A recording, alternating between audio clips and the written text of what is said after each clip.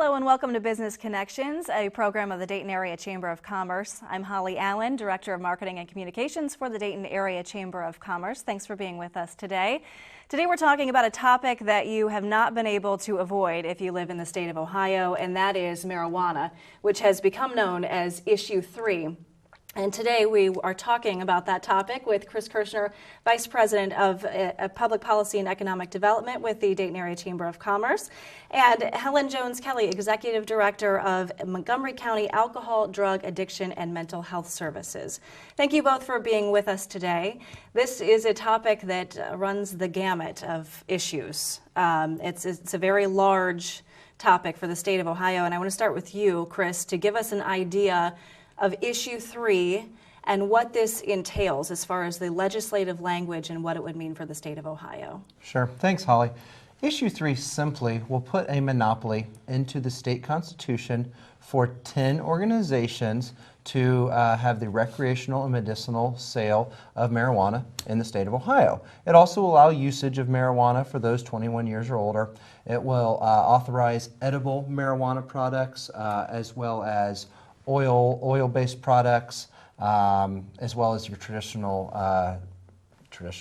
what everybody's known as the traditional marijuana, which is the smoking form. Mm-hmm. So it's going to legalize, if passed, all gamuts of marijuana by putting an amendment into the state constitution.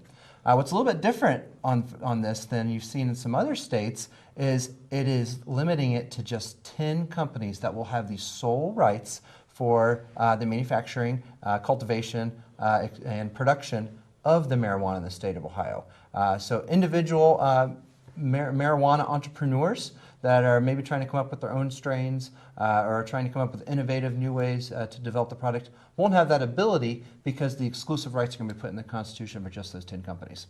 And this is not anything we've seen states do previously, that putting this in the Constitution, this monopoly part of the piece. From a public policy point of view, what are your concerns with the idea of putting these named landowners in the state constitution? Yeah, this was done one other time in the state of Ohio that in the most recent history, and it was done with the Ohio Casino Amendment. That was done that authorized 5 casinos, I believe it is, across the state, and 2 owners and developers. That was something the Chamber was opposed to at that time. It's not because we were against the casinos coming into Ohio, but it was because we didn't think the right way to govern your state was to put into the Constitution an amendment that limited it to just 2 owners, basically eliminating a competitive bidding process and eliminating really the free market enterprise that our country was founded on. So that principle and that foundational principle of the Chamber still remains constant today. And that is really one of the things that's driving the Chamber's opposition to Issue 3 is the fact that this is putting a monopoly in the state constitution. It's eliminating free enterprise and fair market opportunities in the state, and we don't think that's right, and neither do our members. And they came out really strong with that opinion, and we're reflecting their views in our opposition. Secondly, we're really concerned about the business impact that legalizing marijuana could have. Employers already have a hard enough time finding the right employees here in the Dayton area. We have employers all the time that are contacting us with workforce challenges. And a lot of times it's because they can't find folks to pass initial drug screening tests for entry-level positions at some of their organizations. Well, if greater access exists to a substance that impairs folks, it's only going to make that challenge worse. And we already have workforce challenges as it's related to drugs. If we increase access to an intoxicating substance, those challenges are only going to increase. Not to mention the increased hiring cost, increased drug screening cost, legal liabilities that employers are going to face. I mean, really, they have some serious concerns about how this is going to come into their workplace and affect their workplace. In Colorado, there's been companies that have already left Colorado because the impact was so great on their company that they had to look at alternative measures, and those alternative measures were moving out of state. The last thing we want to do as Ohio's on the upswing, we're seeing positive economic gains, last thing we want to do is discourage companies from being here and even giving them a reason to leave the state of Ohio. We need to be doing everything we can to make this the best environment for companies to grow and thrive. And legalizing marijuana is going to be one of those things that works against that positive business environment that we're all striving hard to do. Helen, you hear Chris talking about the workforce issues from the business point of view. At ADAMHS, you deal with addiction day in and day out. Right. This is what you do. Can you talk about your concerns and how this might affect our community, not just the workforce, but everyone within the community? Well, in listening to Chris, I mean, it's just kind of a follow-on to several of the things he was saying, just in terms of having that impact on people. We're looking at this from a brain health perspective and thinking about not just in potential employees who may have to face addiction problems and then come into the system, of course, for treatment. So it puts a lot of additional costs on a system that it's already struggling to deal with. Casino and problem gambling and some of the things that we've put into our state in the last few years. People hear revenue, but they don't think about the other side of that coin, which is the impact on people who have a tendency to become addicted and to end up losing housing, employment, families. That social impact is great here in Ohio already with what we've already brought into the state and then what we've seen in the other states that have gone through this legalization process. The other concern we have, of course, from a public health and safety perspective is children.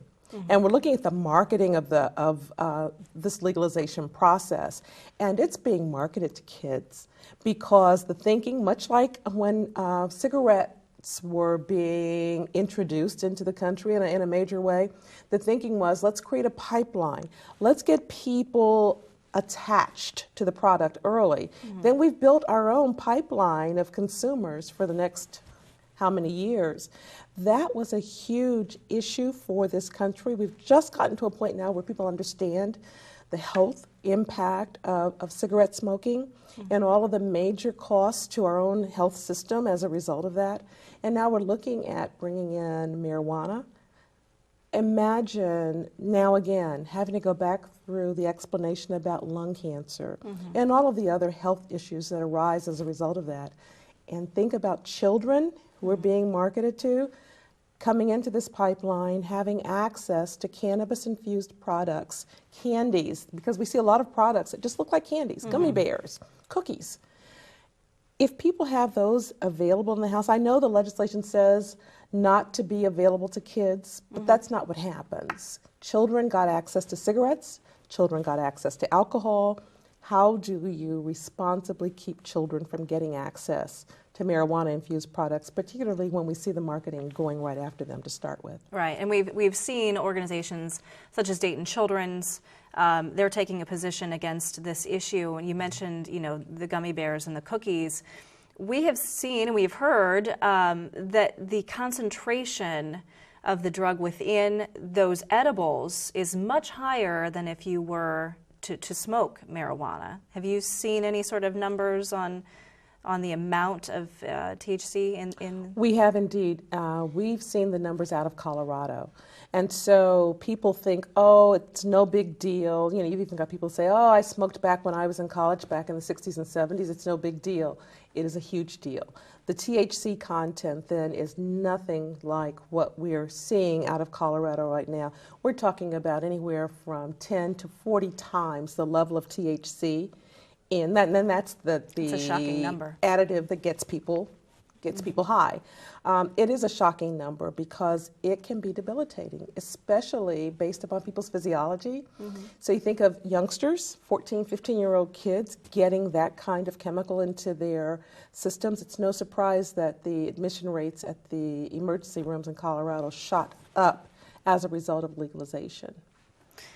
ADAMHS has been a leader in the community trying to educate people within our community. You held a forum earlier in September. The Chamber stepped forward early on and formed the DREAM Coalition, Dayton Regional Employers Against Marijuana. Chris, can you talk about why the Chamber took that step forward and then ADAMHS immediately jumped on board with the coalition? What was the impetus to start that coalition? Sure. Thanks, Holly. we had a lot of members that were coming to us early on who didn't want to see this legislation moving forward, this constitutional amendment moving forward. And they were looking for an organized venue in town, an organized group of folks that could come together and really work together to try to defeat this amendment. And they came to the chamber and said, this is a natural role for you guys as a public policy advocate on behalf of the business community. We saw the void and we jumped in and said, you know what, we're going to do what we have to do to make sure that the public is fairly educated about some of the issues related to marijuana legalization. The proponents, Responsible Ohio, the ones that sponsoring the Issue 3 amendment, they came right out the gate with a $20 million check from those 10 investors. Those 10 investors put $20 million in the pot to get this amendment passed. We didn't have $20 million. So, we're doing a grassroots educational campaign here in which we're reaching out to folks to try to make sure they can make the right decision on November 3rd. Without having $20 million, though, we have to do a lot of innovative and creative things to try to get the word out. And the Dream Coalition is one of them. We're able to get like-minded businesses and organizations and elected officials to come together to say, yeah, we're committed to defeating this issue, and we're going to partner together to educate our colleagues, our friends, our employees, and other folks that we work with on a regular basis as to the negative ramifications of Issue 3. So it's been a great effort. It's been off and running. The Dream Coalition has been very strong and has been growing ever since we launched it in late July. To tack on to one thing that Helen was talking about, the marketing to youth. One of the things that's really just been deplorable with the campaign from Responsible Ohio is the fact that they have been going after that youth, that youth, not really vote, but targeting their marketing at youth. Right. They even launched a mascot, superhero-looking mascot, big marijuana bud head, cape, fake muscles. It's funny. It's funny if you look at it. If my kids looked at him, they'd think he's a hero. Big Tobacco did this years ago. They were fined millions of dollars for it. Because just like Helen said, they were trying to start that pipeline at a young age. The supporters of this amendment say they're just using it to market on college campuses. Well, guess what? College campuses don't just have kids that are 21 years and older on those campuses. Right. They have kids that are 17 years old, 18 years old, 19 years old. And the marketing is not stopping there. The marketing is going even younger than that because they know from a business sense that if they can get folks thinking marijuana is not a big deal at a young age, those are their future consumers when they do become of age. And that really is just something that we think is shameful by this campaign. It's one thing to run a good ethical campaign. It's another thing to reach out and try to market to youth with something that could be very dangerous to their health.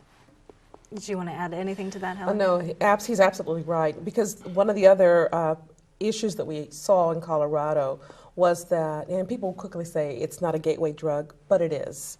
And the younger a person begins to use it, the more likely they are then to use other drugs, and they go on to other levels of addiction.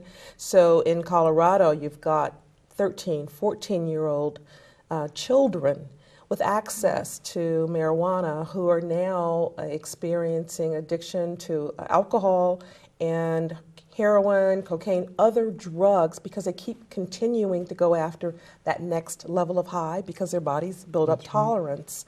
And now they even have the issue of youngsters who are expelled from school because of this addiction issue.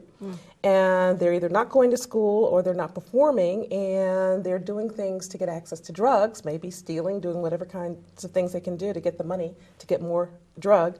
And they're out of school permanently. So then that creates another social ill that we simply have not even talked about at all. And the fact that it takes such a negative impact on the trajectory on their lives, it's significant. And it's something that we need to be thinking about, particularly as we think about the way they're marketing to young people with this product. Absolutely. I think we've heard from other children's hospitals as well that they've had issues with overdoses from the edibles and children getting a hold of those. So that's another concern. These are all issues that maybe you don't think about when you hear the advertisements on television or elsewhere.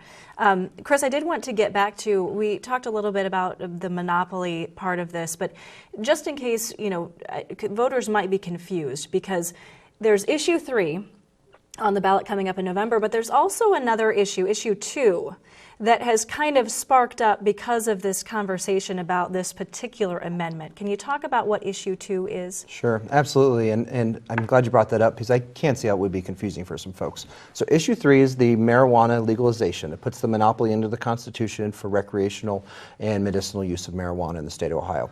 Issue 2 really came out of the fact that this amendment got proposed, that the casino amendment passed, and there's been other amendments that have been considered that would put a monopoly into our state constitution. And folks in the legislature, Republicans and Democrats together, came together and said, you know what, our Constitution should not be a political football that advances profiting schemes for 10 individuals like is proposed in State Issue 3. We need to do something that honors the democratic system that we're in, but at the same time makes it a little harder for these interest groups to try to put a monopoly into our state constitution. So Issue 2, in the most simplest terms, will create another step in the process for interest groups or political parties if they're trying to put a monopoly in the state constitution. They will first have to seek voter approval, allowing that monopoly to be written into their constitutional amendment. If voters approve that and say, yes, we're going to allow you to write a monopoly in your constitutional amendment, then they can go forth with putting that in their constitutional amendment and then put that issue in front of voters to decide if they want to vote on it or not. Mm-hmm. It's just going to make the process a little more difficult, and it's going to provide more of a checks and balances system so that it's just not as easy to use our Constitution for political gain. Mm-hmm. So it's really a good government, a good policy that needs to be in place in the state of Ohio. And like I said, it is really supported across the board. I don't know anybody, maybe besides the responsible Ohio folks, that probably don't support Issue 2 because it's really what's needed in the state to ensure the integrity of our democratic process and the integrity of our Constitution going forward. So we're asking, the Chamber and the Dream Coalition are asking that folks vote yes on Issue 2, that they support the Issue 2 amendment that will make it harder for monopolies like this to be put into constitutional amendments in the future. And then we're asking the voters to vote no on Issue 3, the marijuana monopoly. We really think that is the wrong way to go. So to put things into perspective, as far as how important the Constitution is, our state Constitution, and if an issue makes it into the Constitution, what would the voters need to do then to amend, to change anything that goes into our state constitution, whether it be this particular amendment or not? Yeah, sure. That's a great question. Let's talk a little bit about the due process and what needs to happen to change the state constitution. Changing a constitution, whether it's the United States Constitution or the state constitution, is a very hard process, and it should be hard. The Constitution is set up for the framework of overall government for the state. The Ohio Constitution grants inalienable rights to freedom of speech, freedom to assemble, prohibits slavery. I mean, what we consider core rights and principles of our government and of our state. And now we want to put legalizing marijuana into that same Constitution? I mean, it doesn't go hand in hand with some of those other basic freedoms that I just talked about. But to do that, it's a hard process, and it should be a hard process. You have to, there's two ways that an amendment can be put on the ballot, either through the General Assembly, if 132 members of the General Assembly, the majority of those 132 members decide to pass a resolution to put an amendment on the ballot. They can do that, which has happened with State Issue 2, the anti-monopoly amendment. Mm-hmm. Or you can gather signatures from the voters, from citizens in the state of Ohio, and put an amendment on the ballot. And that's what's happened with Issue 3. So they had to gather at least 305,000 signatures of registered voters, and they did that, and they were able to get Issue 3 put on the ballot. If you ever, and say Issue 3 was to pass, or if there ever wants to be a change to the Constitution in the future, you have to go through one of those two processes. So it's very difficult. You can't just amend it in the state legislature like you would if this was put into statute. If our state legislature was to pass a bill, they can amend that bill in the future as the economic needs of the state change or as the culture of the state changes. They can ebb and flow with that changing environment. When it's put into the Constitution, you can't ebb and flow. You have to go back to the people again. And when you go back to the people, that's a very good thing. I support the democratic process that we have, but there's a lot of education that has to go on. And you have to spend millions and millions of dollars to educate the public on that. And that's not a good use of everybody's hard-earned resources because somebody at one time chose to put an inappropriate amendment in the state constitution, and now we have to go back and spend millions of dollars to educate people when we want to change that. A great example is the casino amendment. So the casino amendment passed, and in there it said here are going to be the 5 locations of the casinos across the state. Mm-hmm. City of Columbus decided they wanted to move their casino to a different geographic location. There had to be another statewide constitutional amendment that was put on the ballot for everybody in the entire state to vote for Columbus to move their casino a few miles down the street. I mean, that's ridiculous. I mean, that's not what the Constitution's there for, but because it was put into the Constitution initially, that was the only way to change it. The only other way to change the Constitution is through an organization called the Constitutional Modernization Commission, which is a group of officials that meets, I think it's once every 10 or 20 years, and they have the ability to change the Constitution, but they are very conservative in their... Understandably. Yeah, absolutely. In their willingness to change that because the Constitution's been made up of votes of the people in the past, and they don't want to just come in and clean house on some things. So that is usually not the right venue to make changes. Going back to votes of the people is the right way to make changes, and that's a very difficult process. Thank you, Chris. I want to thank you both for being with us. Is there anything you wanted to add as we wrap up? Just one very quick thing, just in relation to what Chris was sharing. Think about that constitutional amendment in terms of someone's health and safety, and the impact then of making a decision to put this issue into a constitutional amendment that is not something that's been approved by the FDA. We can't guarantee health and safety of our citizens through a constitutional vote on a health measure. This is something that needs to be evidence-based and needs to be approved at the federal level so that purity, consistency, and the health and well-being of the citizens of the state come first. And that should not be a voter initiative. That's something that really resides in a different venue within the state of Ohio, and that's part of the issue too. This shouldn't be something that's decided by voters. It's something that needs to be documented and approved by the medical profession at a federal level so that we have some checks and balances there as well. It's a very good point. I'm glad you added that. Well, thank you both for being with us, Chris Kershner and Helen Jones-Kelly with ADAMHS and the Dayton Area Chamber of Commerce. This is an important issue. We'll be hearing a lot more about it. And we mentioned the Dream Coalition. If you want to get some more information about what the Dream Coalition is doing, you can go to dreamdayton.com. That is updated with the members of the Dream Coalition, which Chris mentioned continues to grow as we head toward November 3rd. Thank you so much for being with us. Our chamber has taken a very active and public position on the upcoming November ballot issue on marijuana. Our board was clear that allowing a self-serving monopoly, oligopoly, or cartel to control the production, distribution, and marketing of any product is serious, dangerous, and just really bad public policy. These 10 growers expect to buy their way into our Constitution, and they're mistaken if they think they can buy Ohioans' votes in order to make millions or billions on the sale of this drug to our citizens. Employers have stated that there are too many workplace issues that affect the hiring and retention of a drug-free workforce, the safety of the public and their workers, and the liability associated with workers performing their jobs while under the influence. Law enforcement and our ADAMHS boards have denounced Issue 3 as marijuana being a gateway drug.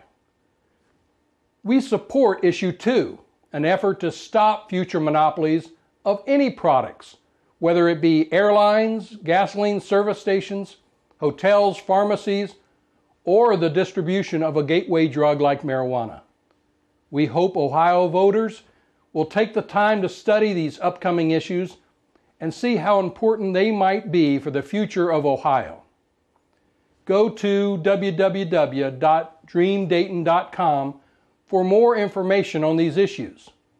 We ask you to vote yes on Issue 2 and vote a resounding no on Issue 3 and let this marijuana cartel move to another, more gullible state.